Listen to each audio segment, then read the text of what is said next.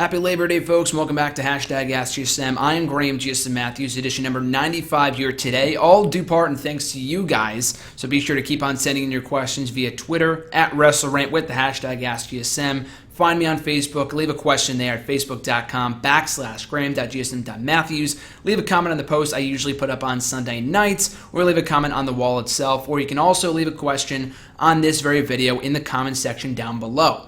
So, of course, got a big episode here today, a lot of great questions. I don't even know if this is going to be able to record. I downloaded Windows 10 over the weekend, and it's great and all, but I'm old school. I just use Windows Movie Maker to make all these videos. And typically, more often than not, it works. But after downloading Windows 10, it doesn't work for whatever reason, so I'm using some other kind of software. Hopefully this goes up and I don't have to do it in audio form, but worst case scenario, that's what might happen in coming weeks, whatever. But hopefully this does work. Without further ado, let's get right down to your guys' questions for this week. Frank Shear 15, his question was, what is one underrated bad moment on TNA? I mean, there's so many. I mean, it's really hard to pinpoint just one. Now, I've been watching since 2008, so a majority of the time that I've been watching TNA has been the bad times. I mean, there's been some really good times, too. And even when I criticize TNA, and I try to do it like constructive criticism in my reviews and whatnot, people still get butthurt over the product and me just not liking it, whatever. And I can't find one person out there right now, one sane person who likes the invasion they're doing right now with Global Force Wrestling. I just think it's stupid. It makes no sense. They have no stars involved. That's another rant for another day, but I digress. Your question was, what is one underrated bad moment on TNA TV? I mean, there's so many that come to mind. I don't know if it's underrated per se. One that comes to mind that doesn't really get talked about too much was when they tried to mimic the Montreal Screwjob. And WWE has done it time and time again, too. I'm not saying when they did it was right. But I think WWE did it with Undertaker and Punk at the 2009 Breaking Point pay-per-view, and TNA would do it only mere months after that. When they did it with Punk and Taker in Montreal, that was stupid. That was kind of a fluky finish. I thought that was dumb. For TNA to replicate that only 4 months later on one of their first few episodes of 2010, right when they moved to Monday nights and Kurt Angle got screwed out of the title and he said, I'm going back to WWE, I'm going back to Vince McMahon, or whatever it was. It came off as so trashy, so stupid. I mean, there's so many other moments in TNA history where they take shots at WWE, which I just think is dumb. It just kind of makes them look inferior. Just naming them by name, naming WWE. If it's like, oh, this guy's a former WWE champion, I get that. But to say, I don't have to take shots at them and stuff, I just think is dumb. WWE is guilty of it too, but TNA more often than not. So I guess that's one bad moment that doesn't really get talked about too much. That one mocking of the Montreal Screwjob from early 2010 with Kurt Angle and I think AJ Styles. His second question, whatever happened to Damien Sandow? That's the same question I'm asking myself as well. I mean, I think the guy hasn't been on TV in months. The last time I remember seeing Damien Sandow on Raw was at least in May, and now it's September. And I think the last time he was on Raw when he did the one-off as Macho Mandow. And he would do Macho Mandow for a couple more months after that at house shows and live events and on Superstars main event. But it was never on Raw or SmackDown, and after that lost the Ascension at Payback like 3 months ago, he hasn't been on TV since. And it sucks. I mean, this was one of the most over acts in the entire company. Not as Macho Mandow, but as, Mizdow, as Damien Sandow, whatever. People were red hot for this guy in the first few months of 2015. It just blows my mind that not only are they not doing anything with him, but he's not even on TV. It's not like a Bad News Barrett where he's losing every single week, which sucks. Damien Sandow isn't even on TV at all. The guy, people just probably figured he got fired because he's never on TV. So I have no idea what they're doing with him. Even Curtis Axel's another guy who was kind of recently resurfaced on Main Event and a few other places, despite being, having his gimmick taken away from him. And Macho Mandow, I don't even know if he's on live events. I haven't seen any live reports with him on it, so I have no idea what he's doing right now. He's just sitting at home, or maybe they're flying him in. I have no idea, but it sucks, and I think they're massively wasting this guy's potential and talent, in my opinion. The first KFC, also from YouTube, his question was, push, repackage, and release, and I always love these questions. This one's a hard one. Seth Rollins, Cesaro, and Kevin Owens. All three guys I'm very fond of. But if I had to pick and choose here, push Kevin Owens. I think the guy is massively underrated right now. They're not doing any... I mean, they're doing the thing with Cesaro and maybe putting him in the IC title picture, but for a guy that came in as hot as he was earlier this year, back in May, during the feud with John Cena, in my personal opinion, the best feud of this year to date, to date up to this point in 2015. I think it's been, it was an amazing feud, a lot of amazing matches, and then right after that, he's right down to mid-card purgatory, So I feel like they could be doing a lot more with him right now. Repackage Seth Rollins. I think the character is great. Some people will nitpick and say he loses too much, or not loses. He cheats too much, or he gets too much interference. There's too much interference from the Authority in his matches. Blah blah blah blah blah. The only thing I would change about his character is that I think he was, as great of a heel as he is right now, I think he's going to be more money as a babyface down the line. That's the real trick. So I think down the line he's going to be like a Jeff Hardy-like babyface, and I can't wait for it. And I think the guy's going to be over huge, regardless of what role that he's in. So I would repackage Rollins to an extent. And of course, that leaves Cesaro. Of the three, I think he's the only guy. It's hard to say because all these guys are on the same level, in my opinion, that could be stars in this company. One of them already is, and one of them is the current world champion. But Cesaro, I would get rid of him of the three. It sucks to say that because I love Cesaro, but maybe he can accomplish bigger things on the independent scene. Owens has just gotten here, so we have no idea how far he can go in WWE. Cesaro has been here for several years now, and they have yet to do anything with him. It's a lot of start and stop pushes. Has his time come and gone? That remains to be seen, but I think I would invest more in Owens getting pushed at one point than Cesaro because they've had their opportunities with him in the past, much like Dolph Ziggler. His second question, which championship does Seth Rollins have a better chance of retaining? Very good question. Come Night of Champions, of course, Rollins will be defending against John Cena, the U.S. Championship, and then the WWE World Heavyweight title against Sting that same night. Of the two titles, I would probably say, this is kind of weird because I think a lot of people are predicting that Sting wins the belt. I think he has a better chance of retaining the WWE Championship. And I say that because I feel like the thing with Cena, they might be just doing this to keep him busy in Night of Champions because they don't know what they're going to be doing with him beyond Night of Champions. I feel like the moment when Rollins won both belts at SummerSlam was amazing. They got their moment. They got their little run as one guy holding both championships at the same time. And that means he could drop the title right back to John Cena, which I would not complain about. If he lost both belts in one night, then I'd be pissed. But hopefully that won't be the case. But I feel like in this scenario anyway, there is a much likelier chance we see John Cena get back that belt and go back to doing what he was before. The U.S. Open Challenge and defending against up-and-comers from NXT, the mid-card, or whatever.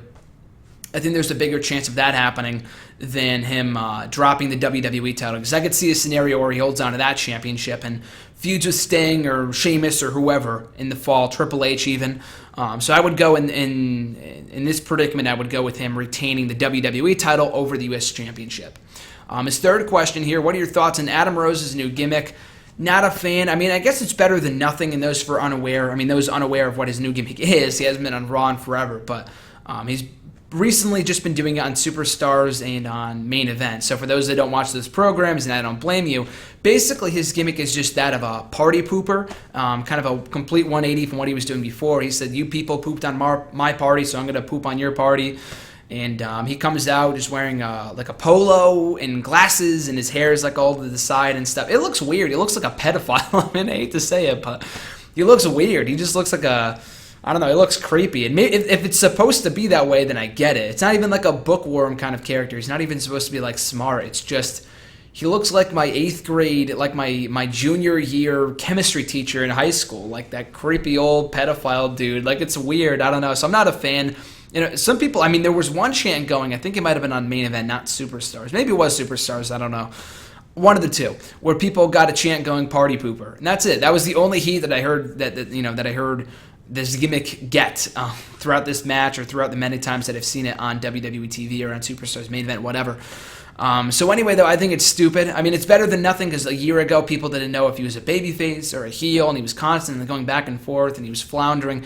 At least he's been firmly established as a heel, but people just don't care. I think people will continue to not care until he's given something worthwhile to do. And even though Leo Kruger, I know there was a lot of hesitation over that gimmick and whether it would work or not back down in NXT, hence why they turned him into Adam Rose to begin with, as seen in the ESPN's E60 special a couple months ago. I think that gimmick has a much likelier chance of getting over and succeeding on the main roster than whatever the hell he's doing right now, which is basically nothing. So I just think it's dumb, and it's not going to get him any heat. I think it's he's not going to go anywhere until he becomes Leo Kruger, or at least gets a massive gimmick overhaul right now. Hector S., also from YouTube, one of two questions here. First one being, what do you think about Solomon Crowe joining with Roman Reigns and Dean Ambrose? Solomon, Crowe, and Dean were together in Combat Zone Wrestling, and they were amazing. I could see the chemistry there. He's kind of got that crazy character, much like Dean Ambrose. I don't know if I would put him in as the third member, as the mystery partner at Night of Champions, and I'll tell you why. RJ sent in a question. I mean, I'll get to his in a little bit. It's towards the end. But we were texting back and forth yesterday, I think it was. Maybe it was Saturday. I don't know. Whatever the two. I'm pretty sure it was yesterday. And we were talking about the spoiler about Baron Corbin potentially debuting in Night of Champions, and how, I've been pitching Randy Orton since this whole thing started. I feel like he would make a great third guy in this, kind of Shield. I mean, it's not going to be the new Shield, but I think you'd make a great third partner for Roman Reigns and Dean Ambrose, considering the chemistry that he has with them and the possibility that it could lead to a Bray Wyatt feud down the line. Orton and Bray Wyatt, hashtag book it. I would love to see it. So that being said, though, I feel like he made a great point. I'll get to it in a little bit, and I'll go more in depth with it. But he said that Baron Corbin or someone like some monster type would make the most sense, because it's all about Braun Strowman. The guy is a freaking monster. And if Roman Reigns and Dean Ambrose can't get, if they can't get the best of Braun Strowman, how the hell is someone like a Solomon Crowe going to be able to? The guy is super short. So that's kind of... There's no way they would win in that scenario, and I feel like Solomon Crowe, it's way too early to be bringing him up. They have done next to nothing with him down in NXT right now. And again, someone else asked a question about him, so I'll get to more about Solomon Crowe in a little bit, but he has to spend a lot more time down in NXT, kind of firmly establish a character for himself before he can come up with the main roster. Because right now, no one cares about him, because he's been doing nothing since he got called up to NXT earlier this year. So I could see the chemistry there. Maybe down the line when Solomon Crowe is more established in about a year or two, a tag team with Dean Ambrose or a feud maybe would be amazing. But for right now, as the third guy against the Wyatt family, I'd have to veto that for right now, just because he would get destroyed by Braun Strowman, hence why Randy Orton could also not really make sense, as RJ put it, and I'll get to that in a couple minutes, as I mentioned. So hold off on that part two, that question coming soon. The second part, or his second question here, what do you think about the rumors that Sister Abigail will join the Wyatt family?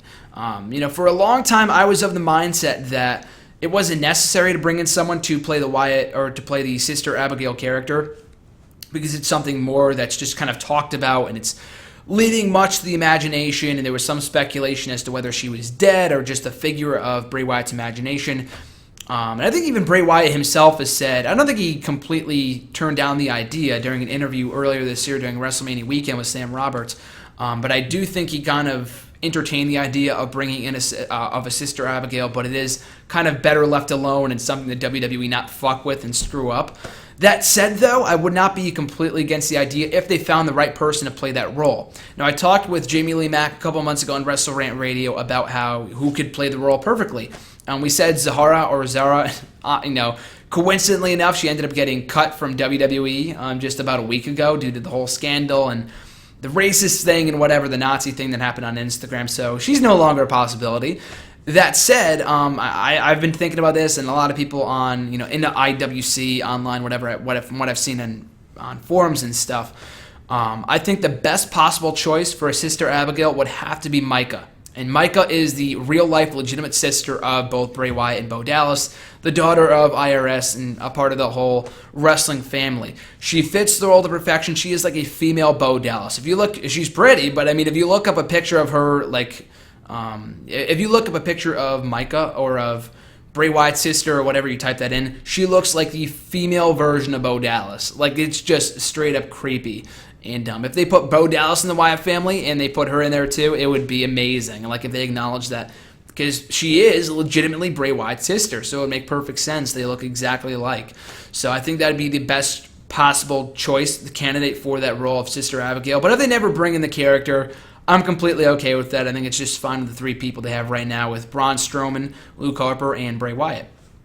Moving on now to the Facebook questions. Justin G sent these in last week, and I filmed the video before I sent them in, so I'll address them right now. His first question was, I was out of my seat when I saw the Dudley Boyz make their return to Raw this past week. Do you think that the WWE let the Dudley Boyz come back just for a Hall of Fame induction? Absolutely not. I'm pretty sure they're back just for like that one more final run. And they're not just coming back to do the Hall of Fame. I mean, why? If they're just going to be back to do the Hall of Fame, they wouldn't be bringing them back in September. They would have brought them back on the road to WrestleMania. like they did with the New Age Outlaws a couple of years ago. And they didn't get inducted that year, which they should have, or they should have been in the WWE Hall of Fame by now. They're with the company, so I see no reason why not. That said, though, I feel like, no, this is about much more than just a Hall of Fame induction. I'm not going to completely put it past that they're going to put them in the Hall of Fame next year. But from what I've been reading, they've signed with the company for the next 2 to 3 years, which is amazing, and it's great to hear. So this is much more than, this goes far beyond than just the Hall of Fame. So they won't. I'm sure they'll be around in WWE far beyond WrestleMania next year. Second question. Is the Dudley's recent appearance a sign that WWE will induct both Edge and Christian together in the WWE Hall of Fame? I don't think so. I mean, Edge is already in the Hall of Fame, so I'm not really a huge proponent of putting people in the Hall of Fame twice. Like, if you're a Ric Flair, if you are wrestling like Ric Flair is, I understand it as one of the greatest wrestlers of all time and one of the greatest stables of all time in the Four Horsemen. I get that in that scenario. But for someone like an Edge right now anyway, not to say that Edge isn't great, but he just got inducted like 3 years ago, and I'm not 3-4 years ago. By the time 2016 rolls around, I don't really see that. I think Christian at some point could be a Hall of Fame worthy competitor. I'm not just saying that, just because I'm a Christian fan. I do legitimately think that he has a claim to being Hall of Fame worthy at some point down the line. Maybe not next year, but down the line I could see Christian going into the Hall of Fame. Together, I don't think so. I feel like Christian's work, a part of the tag team, won't be considered for him getting inducted into the Hall of Fame. But to induct them both right now, or at least at all, I'm not a fan of that, because I feel like Edge has already gone in. He deserved to go in by himself, considering his accolades as a singles performer. But Christian, too, I feel like does deserve to go on his own. Don't induct Edge twice, or at least at this period of time, if ever. His third question, I am a huge fan of the Wolves, a.k.a. the American Wolves and TNA. Do you think it is quite possible the Wolves can make the jump to WWE, or do you think their success right now in TNA is what's keeping them there? The thing is that I would love to see them in WWE, kind of mix it up with the tag teams like the Primetime Players, the Dudleys, the New Age Outlaws, the New Day, the Usos when they come back from injury. I think it'd be great. I mean, I think I tweeted that out a couple days ago that if the Wolves had signed with WWE, and I'll get to that in a second, had they signed with WWE a couple of years ago, imagine how much they'd be ripping it up in the tag team division. Then again, there always comes the chance that they aren't used right, or like if they brought in like the Young Bucks, who are an amazing tag team, but I think the main concern there is that the WWE would not use them properly. And I mean, I would, like with the whole Sting thing, would they use them properly or not? There's a question to be made. There's the debate as to whether they have been over the last 9-10 months in the last year since they brought him in. I think his character, it's not like they made him into a goofy clown. Sting is Sting. I think they've used the character properly. A tag team is a much different case. I think a tag team is way different because WWE tends to neglect their tag team division more often than not, and there's a huge chance that WWE would just not use the Young Bucks properly. So I don't see that. I can definitely see their concern in not making the jump to WWE. And maybe they're making more money over in Japan and doing the indies and stuff anyway, because they're being booked in every single promotion, so they're probably making a pretty decent amount right now and doing what they're doing. The Wolves, as I mentioned, they had their shot of coming over to WWE a couple years ago in late 2013. They had a tryout match. It's on YouTube, but they had a match with the Ascension on NXT. They got squashed, and they had a pretty good showing, but I think it was one botch from, I think it was Davey Richards, and it was one botch by him, or maybe it was on the fault of Victor. I'm not exactly sure whose fault it was, but one botch in that match reportedly cost them their spot in WWE, and Triple H did not offer them a tryout or another tryout or a contract or whatever.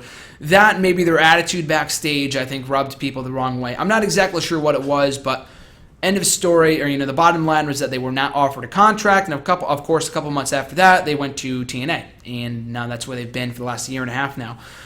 So, that being said, I would love to see them in WWE, but they already had their shot, and I don't know if it was because of that botch or the attitude problem or whatever it was. That's because they're not. That's why they're not in the WWE right now.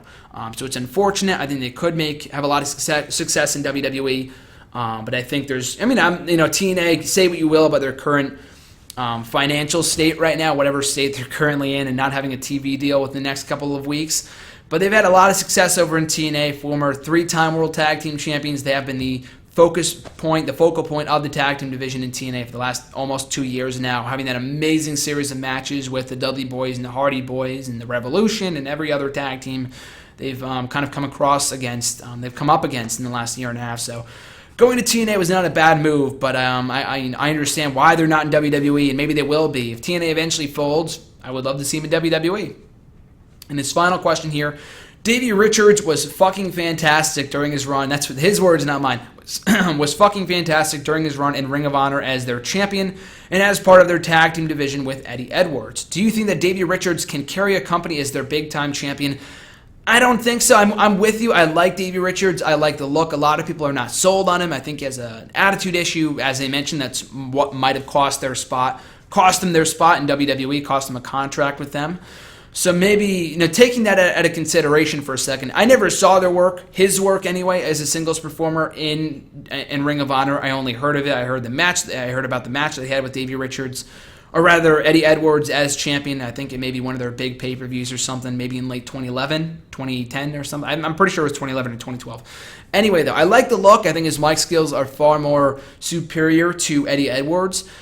That said, though, I feel like he is much better as a tag team guy. That's not to say that he can't be a successful singles performer, but to carry a company as their big-time champion, I don't think so. I feel like he is much better suited as a tag team guy. In Ring of Honor and TNA, although Ring of Honor, you could say what you will about both companies, but Ring of Honor, TNA is a much bigger organization, and then again, TNA put their championship on Eric Young. So, who am I to say? I feel like they can do it. If there's any place they're going to put a title on him, it's probably, they've already done it in Ring of Honor, but TNA would not, put it past them to put the World Championship on him. Not to say he doesn't deserve it, but at least at this period in time, he has not shown enough to me as a singles guy, and you can also credit that for the fact that he's not been given enough chances, but he has not shown enough to me, been worthy enough of a singles push as a world champion. Maybe in the mid-card, in the X Division, that'd be great, but as a world champion caliber performer at this period in time, I have not seen enough of him,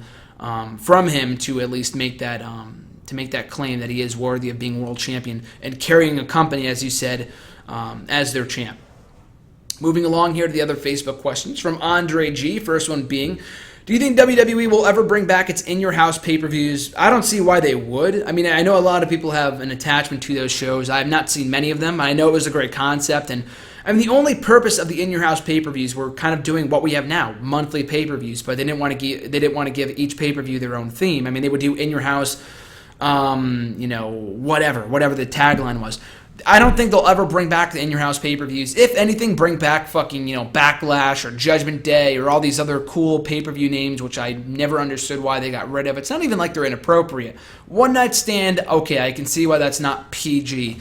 Backlash, Judgment Day, Unforgiven, No Mercy, those are all awesome fucking sounding names. And they've had those in the past while PG was still happening. So I don't know why they got rid of them. Anyway, though. Will they ever bring them back? I highly doubt it. But think of it this way, though. We are kind of getting the in-your-house pay-per-views in the form of the TakeOver specials with NXT. It's NXT TakeOver Brooklyn, NXT TakeOver Unstoppable, NXT TakeOver Our Evolution. So we are kind of getting those in-your-house pay-per-views in the form of the TakeOver specials. So at least we have that. And they are awesome. So that's kind of the comparison there. That's kind of the similarities between the two. His second question, what are your thoughts on Stardust and the Ascension stable? I like it. I don't know if I'm in the minority or majority, or I haven't really seen much feedback on that. It only happened on SmackDown a couple days ago. But I like it. Stardust, he has something going for him right now with the whole Neville feud and whatever. I think this is the most I've ever enjoyed the Stardust character. And although I do want to see him back as Cody Rhodes, what he's doing right now, though, as Stardust is probably the best he's ever had it as Stardust in this character and the work that he's putting forth in this role. And the Ascension has been deader than dead since they fell off the face of the earth earlier this year. So it's a good pairing. I think they have good chemistry together. We'll see how it comes along, whether it's for just a brief period of time, just to do a 6-man tag team match on Raw this week, and it's not for the long term. We'll have to wait and see. But I think it's good use of the Ascension. It adds more to the Stardust act, and it also kind of keeps the feud with Neville fresh. His third question: who do you see Finn Balor defending his title against next? There's a couple different possibilities. There's always Tyler Breeze, but we've seen them match a couple times, and he just lost to Justin Thunder Liger, so I don't see why that would make sense. And so probably not Tyler Breeze for right now. There's always Samoa Joe. Hideo Itami. Those are the two top names that come to mind. Apollo Crews just debuted, so maybe down the line. But of the two, I think Samoa Joe would be a great fit. Their next special comes in October, and then there's another one in London in December, which I'll talk about more in just a couple minutes.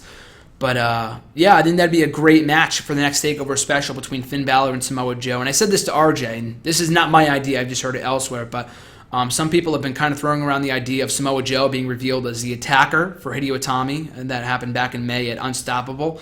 And remember, Samoa Joe debuted that same night, so it's not completely illogical to think that Samoa Joe would be the attacker of Hideo Itami, and that can lead into a Samoa Joe heel turn and a feud with Finn Balor, and maybe a three-way with Itami and Balor and Joe at the December show. I mean, there's a couple different routes they can take in the next couple of months if they want to go there, with Samoa Joe going heel and being revealed as the attacker of Hideo Itami. So either Finn Balor versus Joe or Itami versus, I think Zayn is main roster bound when he comes back. They could do a one-off match with Balor if they want, and that's a match we've never seen before in NXT, so it'd be awesome to see. But I feel like he's better off in the main roster and just returning in the Rumble, the feud with Owens or whoever. But anyway, though, I could definitely see Samoa Joe being the next challenger to the NXT Championship. And this fourth question here: do you see Eric Rowan joining the Wyatt family once he returns? Yeah, I hope so. I mean, I've said this before, and some people get the idea that he will be back. When Rowan is back, he'll be feuding with the Wyatt family.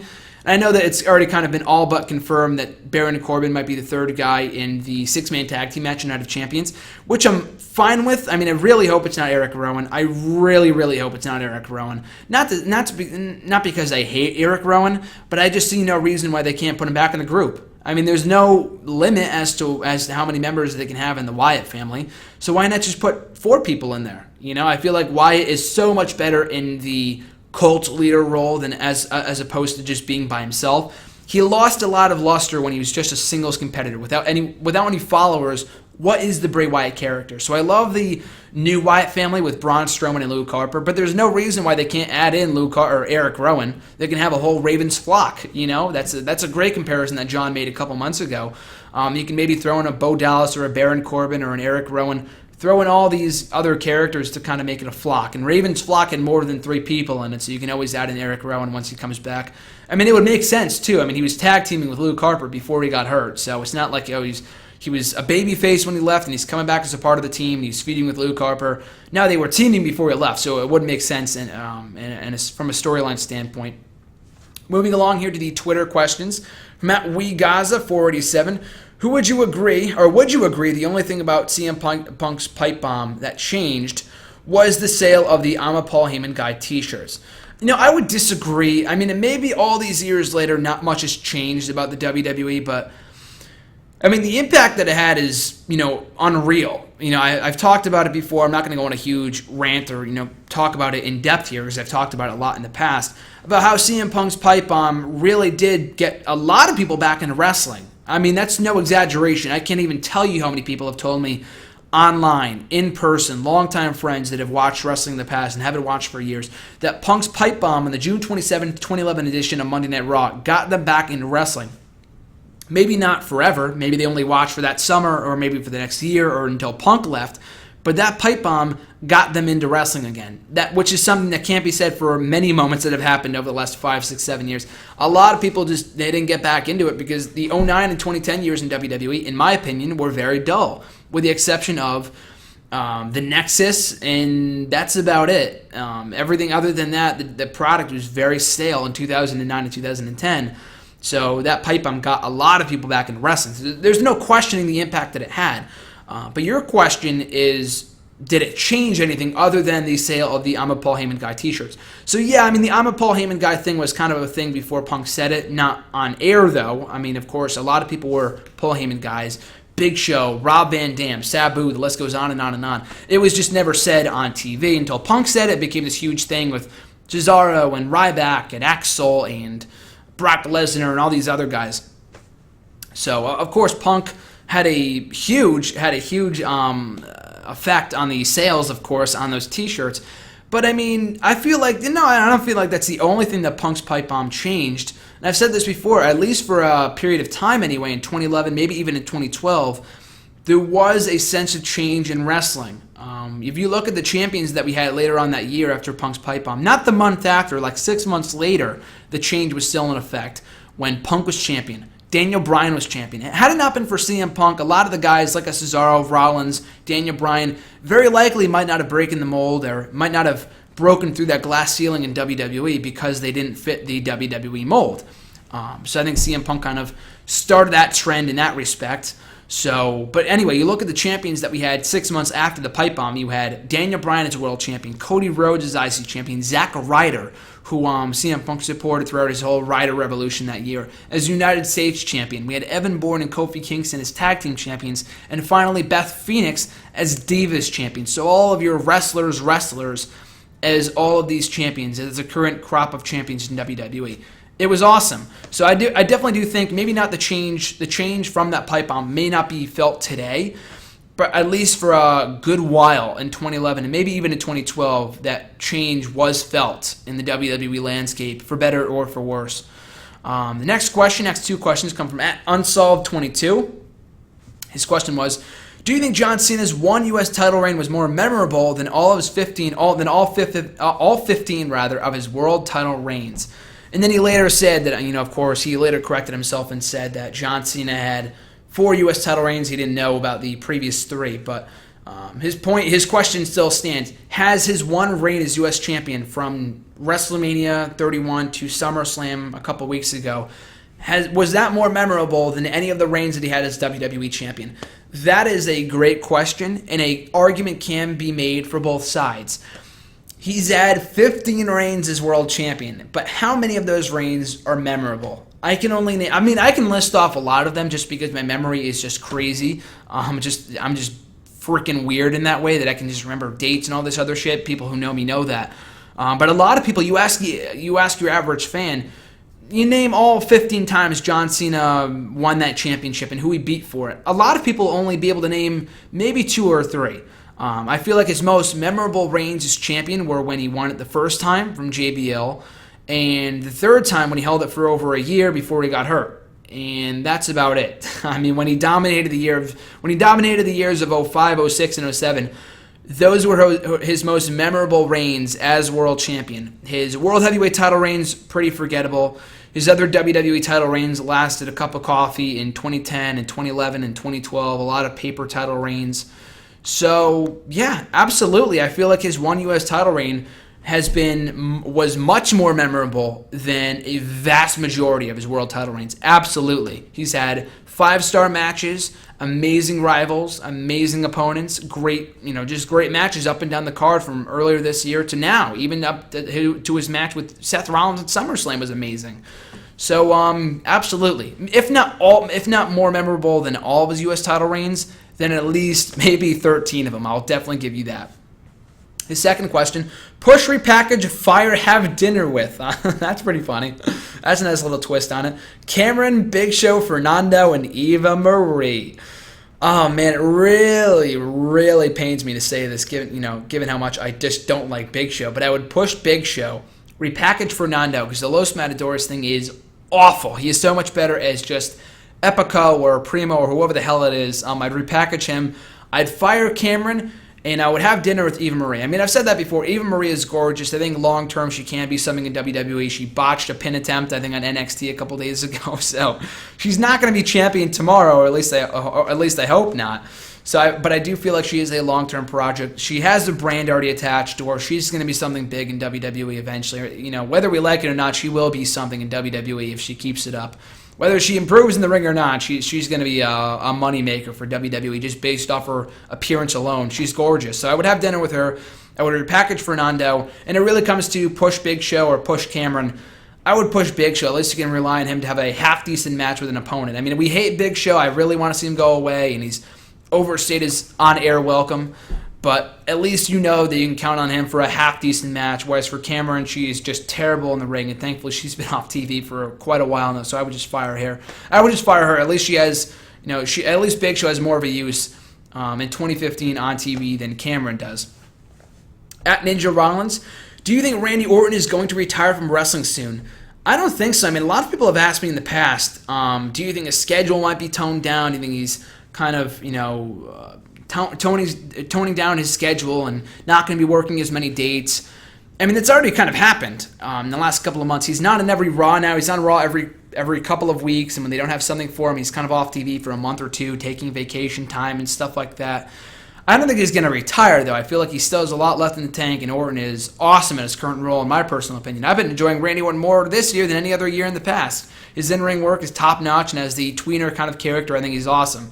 So I have not gotten the idea or the notion or the feeling, anyway, that he plans on retiring from wrestling anytime soon. If Big Show and Kane are still here, I don't see Randy Orton hanging up his boots for good at any point in the near future. His second question, do you think Kevin Owens should hold the Intercontinental title? Absolutely. I mean, I love Ryback, regardless of who wins. I think it's a win-win situation. Ryback has had a decent reign as champion so far. He's done a very good job of bringing that title back to prominence, or at least more to prominence than a lot of past champions have. He's been booked a lot better than a lot of past champions, like Bad News Barrett and some others. But yeah, Ryback's done a good job as champion, but if Kevin Owens won it, I cannot complain. The guy's been great since coming to the main roster as a character, and he can have a stellar series of matches with Ryback, Cesaro, Neville, all these other guys in the mid-card. Kind of do what John Cena did with the U.S. Championship is what Kevin Owens can do with the Intercontinental title. So yeah, sure, I would love to see something like that with Kevin Owens winning that title. Should he hold it over Ryback? Probably. But I would not have an issue with either guy winning or retaining come Night of Champions if that match is indeed confirmed for the card. Cody Collier, 37, what do you think is the most underrated Survivor Series of the PG era and why? So let's analyze that for a second. 2008, a good show. I don't think it's underrated. I think a lot of people recognize how good that show was, so I can't really call it underrated. 2009 was a very forgettable show. That was the year that we got the DX triple threat and the Undertaker triple threat for the world title, and that wasn't a great show. I mean, the triple threat was amazing. The Survivor Series tag team match was pretty good. The event on the whole, though, was just kind of missable. So I wouldn't watch that. I wouldn't watch that pay-per-view back. I wouldn't recommend watching that one. 2010, again, a very forgettable show. 2011 was an amazing show, and personally my favorite Survivor Series of all time. So I'd probably go with that one. I don't know if it's underrated, like I said, because I think a lot of people recognize how good that show was. 2012, I'd probably go with as my answer. 2012, I thought was a very good show. A lot of people didn't care for the undercard, but the show itself I thought was fantastic. The triple threat was great between Punk, Ryback, and Cena for the WWE title. The debut of The Shield, of course. Even the world title match between Sheamus and Big Show is pretty good. The 5-on-5 elimination tag team match was good. The undercard, while not exciting, went exactly as it should have. All the right people went over, so I can't complain. So I'd probably call that one underrated of all the ones in the PG era. 2013 was terrible, and 2014 was pretty good as well. With the Team Authority versus Team WWE match, Team John Cena. That was fantastic. One of the best matches of the year of 2014. But the undercard, again, was nothing really of note. All the right people went over, so I can't complain. But I'd probably say the 2012 event was underrated, in my opinion. At Scarlet One's got a couple questions here. First one being, how many Survivor Series events have you seen, and is there a ranking for each? So I'm not going to spend time ranking each pay-per-view. I mean, I've seen every pay-per-view, every Survivor Series from 2008 onward, and of course I watched a lot of Survivor Series last year and reviewing them for WrestleRant. So I'm not going to rank every single one, but as a cheap plug, though, I will be reviewing all the ones that I did not talk about last year on WrestleRant. I'll be reviewing this year for WrestleRant on the Road to Survivor Series, so be on the lookout for that in the next couple of months. Second question of theirs, as of now, what title matches would you fantasy book at NXT TakeOver London? So we do have a TakeOver special before that in October, but for London, the one happening in December, like I said earlier, Balor versus Joe or a Tommy or both would be great. A triple threat or a three-way or just one or the other would be great. The Vaudevillains versus Jordan and Gable if they don't get a title shot at the next special in October. Those guys are just so awesome. I would love to see them go after the titles in December and if not win them because they've been great as champion. They've just been a great tag team. They've only been around for a couple of weeks. And then for the women's title, what I would like to see would be Bayley versus Emma, but apparently, according to the dirt sheets, it's going to be Bayley versus either Eva Marie or Dana Brooke, which makes absolutely no sense to me when you have so many more women down in NXT right now that are better wrestlers, and both of them combined. I would probably put my money on Eva Marie getting the title shot, but if it was up to me, I would give the title shot. I would give the title shot to Emma, considering their history. And Emma won the recent Fatal 4-Way by accident or not. She won that 4-way at the on the NXT After Takeover, so I would give her a title shot If not at the October show, then in December in London, because they would have an excellent match over that championship. Their third question: push, repackage, and release Part 1. Cameron, Eva Marie, and Tamina Snuka. So all three of them as of right now are awful. So I would push Eva, and I know that sounds ludicrous, but like I said earlier, I think she has the potential to make the most money by far out of all three of those women. She's going to be a moneymaker for this company, whether she's a great wrestler or not. So just learn to love it right now, because she's going to be here for a long time. I'll tell you that right now. Of course, God forbid she gets released or she does something dumb, I think she's going to be a huge moneymaker for that company. Repackage Tamina. I think she's fine in the bodyguard role, but I wouldn't push her. And I think of the two, Tamina or Cameron, it's really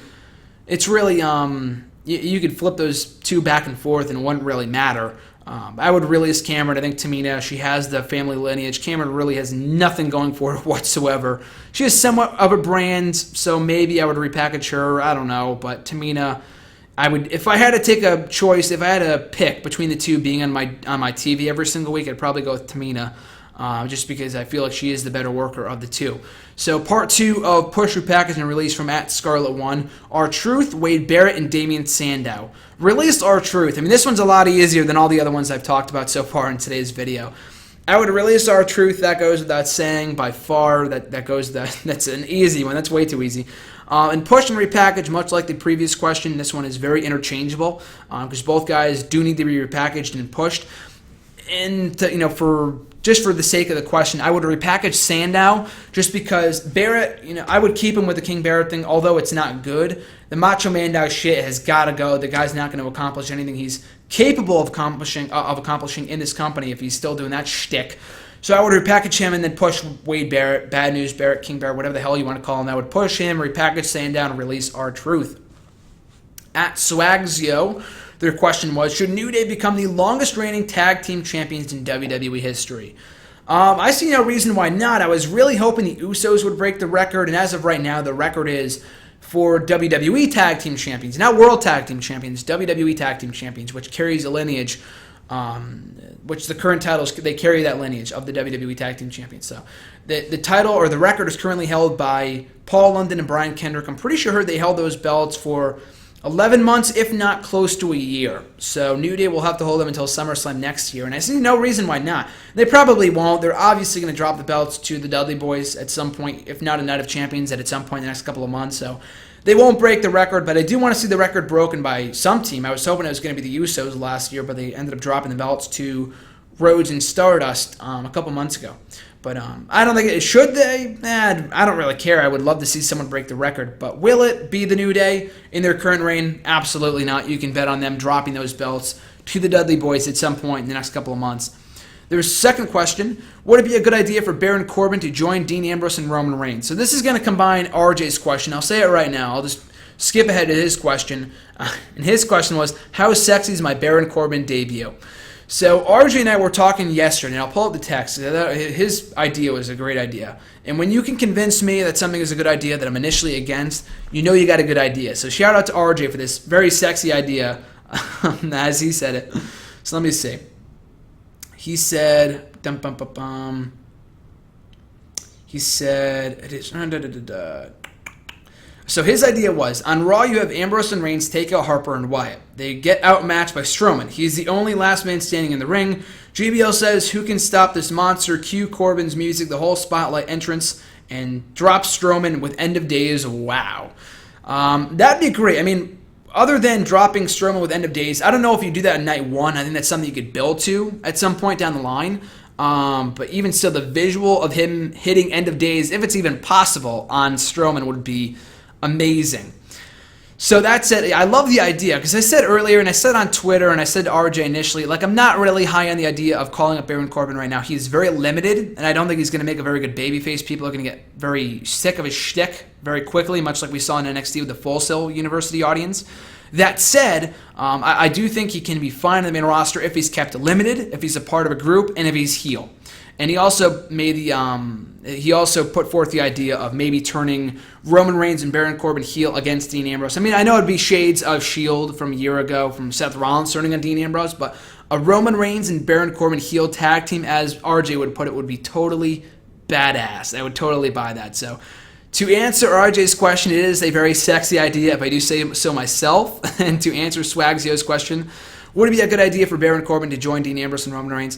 Initially I was against it just because I feel like he's very limited. I feel like they already have a powerhouse in Reigns, but I can't think of many other options. Apollo Crews just debuted. It would be amazing to get him on the main roster. You could put him on the main roster right now, and he would not be out of place because the guy already has a lot of experience in the independent scene, but I feel like he's going to be down in NXT for right now. Samoa Joe's another guy that I feel like would be a nice little fit, but as RJ said, he should probably win the NXT title first, so I agree with that.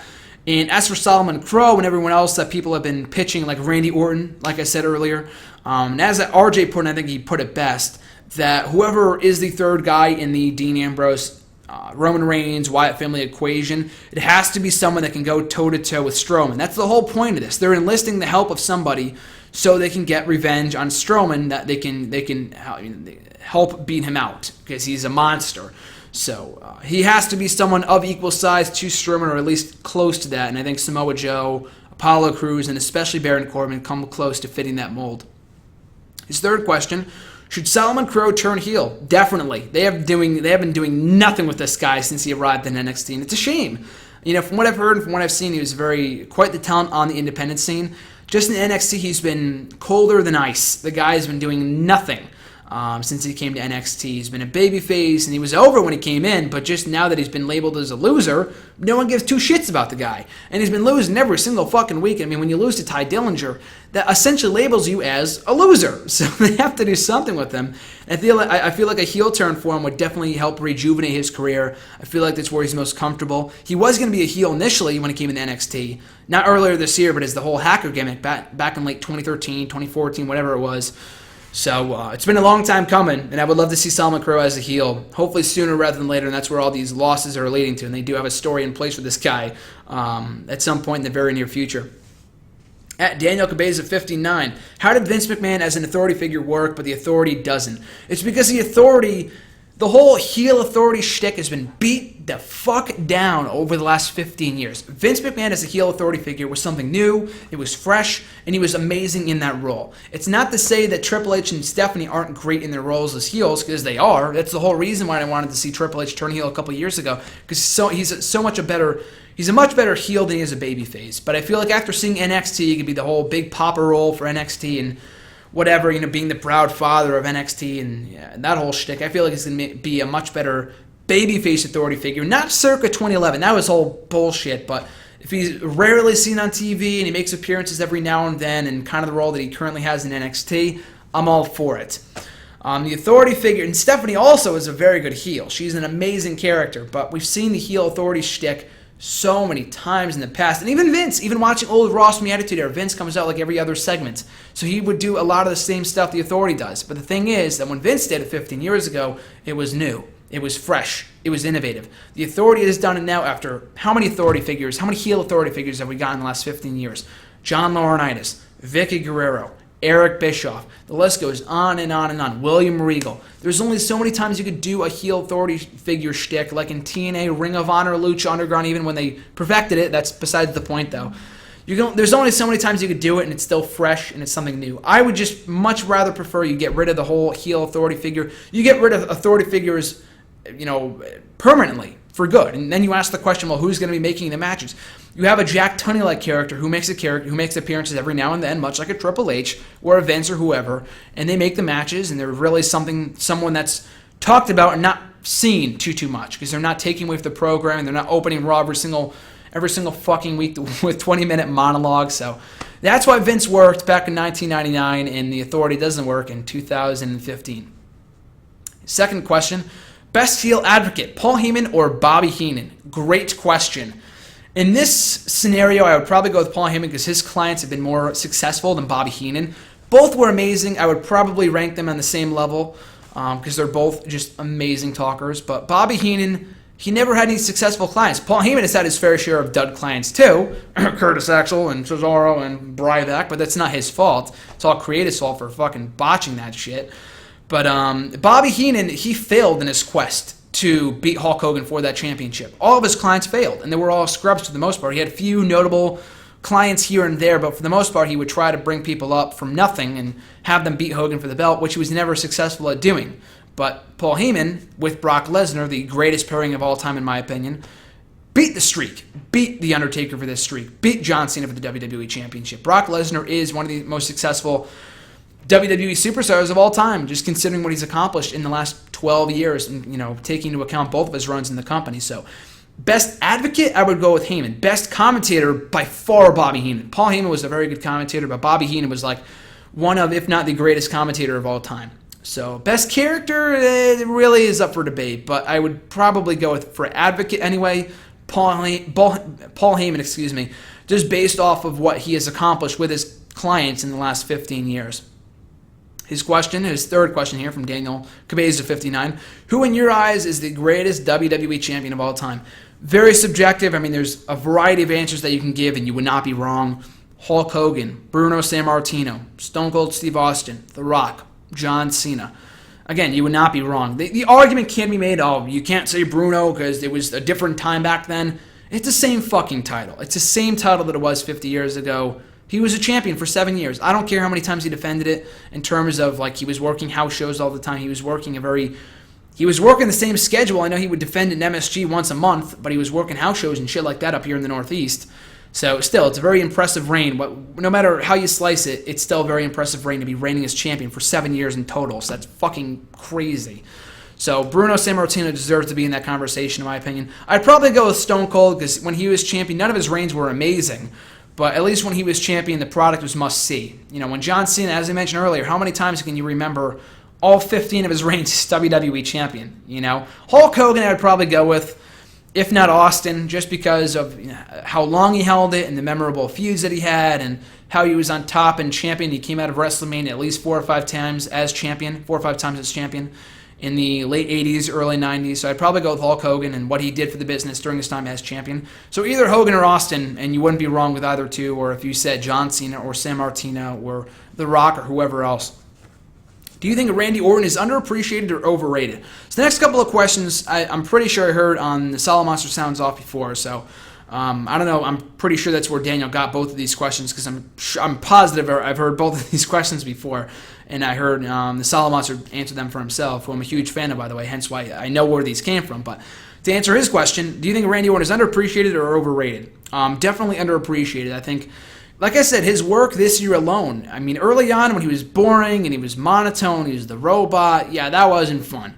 But when he's doing stuff like what he's doing now and he adds more mannerisms and has those entertaining antics and he's much more alive in the ring and he's allowed to have very good matches, I think it's fine. So, I would definitely say he's underappreciated in that respect and as opposed to overrated because the guy is an amazing worker. No matter how you slice it, the guy's a great worker. And just look at the matches that he's had over the course of his career. No matter what you say about his character work, which has improved in the last couple of years and recent history, his matches have never really strayed from being good to great. So I would definitely say he's more underappreciated than he is overrated. And Daniel's final question here, who made a better impact, Vince McMahon as the heel authority figure or the NWO? Very tough question. As great as Austin was, he would not be what he was in the Attitude. He would not be what he is today if it wasn't for the foil that was Vince McMahon, arguably the greatest heel in wrestling history. So I'd probably go with Vince. The Authority, or the NWO, made a huge impact in the Monday Night War. But the NWO sucked, it eventually fizzled out, and it was poop and whatever. So just barely beating out the NWO, I would go with Vince McMahon as the heel authority figure because Austin got hot because of Vince McMahon. I mean, people were already kind of going on to Austin anyway. He was already a top character, but if Austin wasn't battling the system, if he wasn't the anti-authority badass that he would eventually become, what would he become? That's the real question. Would it become that big business boom that would happen in the 1990s? Because the Attitude Era really started with the Montreal Screwjob and Austin becoming the anti-authority, ass-kicking babyface or tweener or anti-hero, whatever you want to call it. So I'd probably go with Vince McMahon as the heel authority figure, making the better impact over the NWO. And I think that's it. The final question was from RJ. How sexy is the Baron Corbin idea? And I already talked about that. So That will close out this week's edition of Hashtag AskGSM, edition number 95 here today. Can't believe we made it that far. I'm pretty sure we're going to be hitting edition number 100, which I'm hoping to do something special for. I don't know what I'm going to be doing. Maybe a hour and a half edition. I have no idea. I'm in class now, so it's a lot harder to record these shows. I have today off, so hence why the different setting. I'm recording this someplace other than my room, but we'll have to wait and see and what's in store for the historic, monumental 100th episode in just a couple more weeks and just 5 more episodes. So guys, in the meantime and in between time, you guys can catch me on Twitter at WrestleRant. Be sure to tweet me questions with the hashtag AskGSM. Find me on Facebook, give the page an old thumbs up, and leave me a question at facebook.com/Graham-Matthews. Leave a comment or leave a question on the post I usually put up on Sunday nights or the wall itself. And last but not least, be sure to leave a comment down below with your questions for next week's edition. I'll be sure to include them in next week's video. Be sure to like, comment, share, and subscribe. All support is greatly appreciated. You guys are awesome. Enjoy the rest of your Labor Day and enjoy Raw tonight. I'm sure it's going to be a big show on tap. Extremely excited for the fall season. You guys are great. Enjoy the rest of the week. I'm Graham Matthews, and I'll catch you folks down the road.